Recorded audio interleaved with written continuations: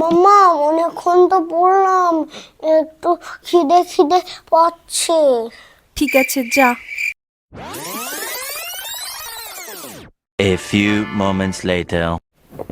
মাম্মা কিছু পাচ্ছে অনেক জোরে। যা।